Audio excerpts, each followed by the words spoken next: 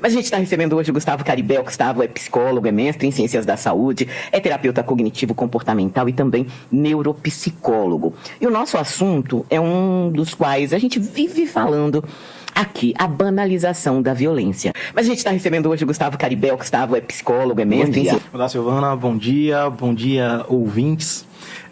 Falar desse tema realmente é um tema bem complicado, principalmente pelo impacto que causa, né? Essa dureza e essa frieza que a gente acaba tendo justamente pela frequência, né? A gente entende, quando falamos de cérebro humano, que o nosso cérebro ele é sensível a... certo? O ser sensível a é ser sensível a notícias, ser sensível a coisas. No entanto, à medida que nós somos expostos com frequência a essas notícias, a estes estímulos, a gente vai dessensibilizando. E talvez, em uma situação como essa que você trouxe, da violência, onde há chacina, onde há uma manifestação mais, digamos assim, intensa de violência, a gente meio que vai ficando mais insensível. E essa insensibilidade, ela vai fazendo com que o grau de violência, ele vai aumentando. Observe, falando de grau a nível de intensidade.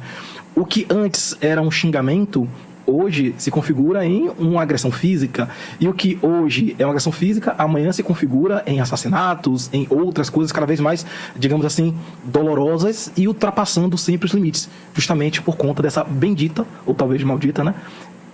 Dessensibilização.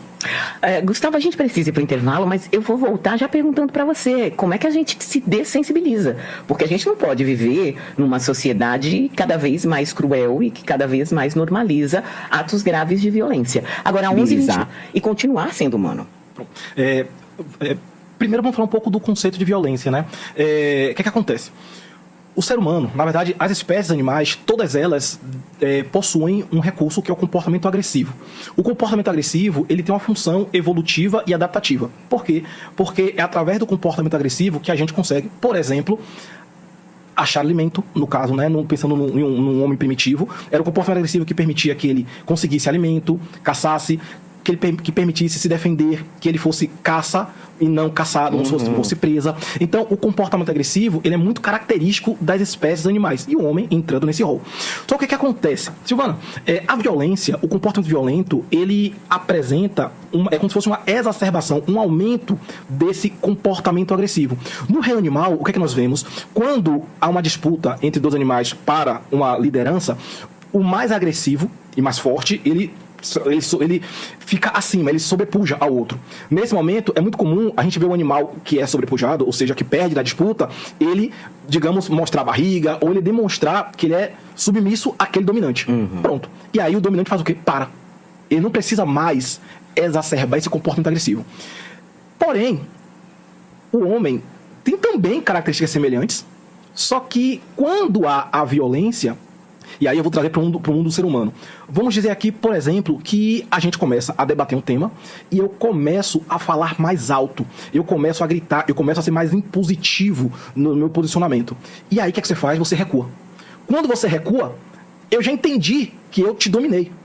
Pronto, o comportamento agressivo faz com que eu recue no meu posicionamento, no meu comportamento. Mas aí vem a violência. O violento faz com que eu aumente esse tom de voz, que eu agrida mais verbalmente. Estamos falando de comportamento verbal, certo? Que eu agrida mais, que eu fale de forma mais impositiva. Porque nesse momento, o comportamento agressivo, ele deixou de ser agressivo, que foi para defender um posicionamento naquele momento, e passou a ser violento, onde eu passei a sentir um certo prazer em infligir sofrimento e subjugar a pessoa, no nosso exemplo aqui, você, dessa discussão. Então, o comportamento violento, ele se caracteriza por uma exacerbação do comportamento agressivo, em que há também um sentimento de prazer na subjugação do outro. E aí vem uma questão muito curiosa. A nível cultural, o que é que nós estamos vendo? A história, ela sempre traz da seguinte forma. Na história, o homem, com esse comportamento agressivo, ele vai passando por fases, e essas fases, elas vão se configurando em momentos pontuais de guerra. Essas guerras é a eclosão dessa violência. Depois da guerra, entra um movimento de culpabilização, um movimento de solidariedade, e aí passamos mais um período sem guerras, sem uma exacerbação da violência. Só que com o passar do tempo, periodicamente, esse movimento ele vai se tornando forte de novo. E aí nós temos novas guerras, e aí esse discurso de violência ele ressurge com muita força, aí depois vem a culpa de novo. Vem o vencedor, vem o perdedor, vem uma solidariedade, e aí nós temos as histórias da Primeira Guerra, Segunda Guerra, as mais recentes, e nós estamos vivendo agora um novo período de guerra, na Europa, por exemplo, sem contar as guerras não noticiadas da África, por exemplo, que ocorrem há muito tempo. Certo? Então, assim, esse discurso violento, ele tem um momento que ele explode, ele sai da bolha, aí depois ele volta. E aí vem a culpa, a sociedade se reorganizando. Mas, Gustavo, e individualmente, no nosso núcleo familiar? Porque eu sei que como sociedade, que para formar uma sociedade a gente tem inúmeros núcleos, dentro dos núcleos a gente tem pessoas. Isso. Como é que a gente faz para se dessensibilizar? Pronto, o que é que acontece? À medida que nós vamos sendo expostos a essa questão da violência, existe uma tendência da gente naturalizando.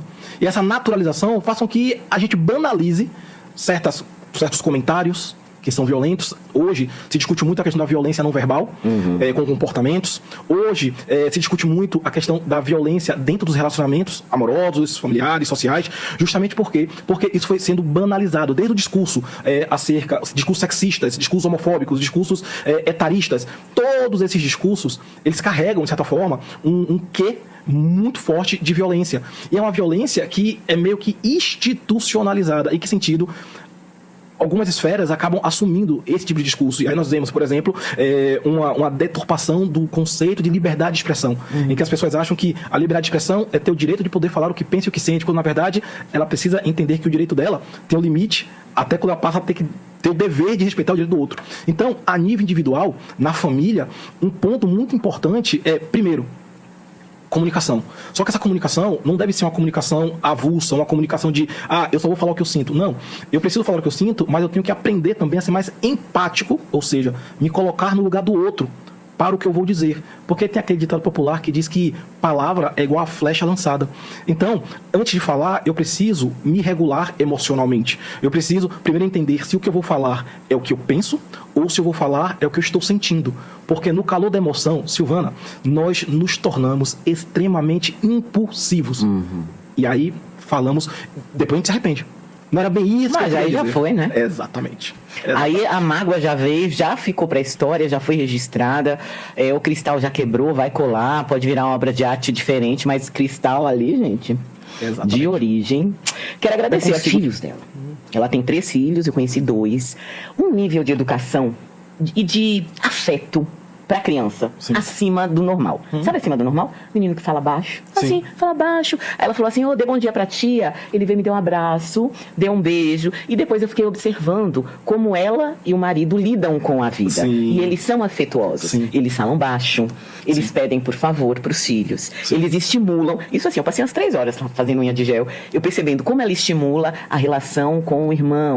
Ele ganhou uma canetinha do pai, teve a entrega, ele ficou emocionado com um pacotinho de canetinhas. Sim. E aí ela falou, mas qual é a canetinha que você vai dar pro seu irmão? Porque é importante que você também dê pro seu. Ele, né? Eu vou pensar. E aí, assim, você fala o que muitas vezes o comportamento dos pais faz com que os filhos se transformem.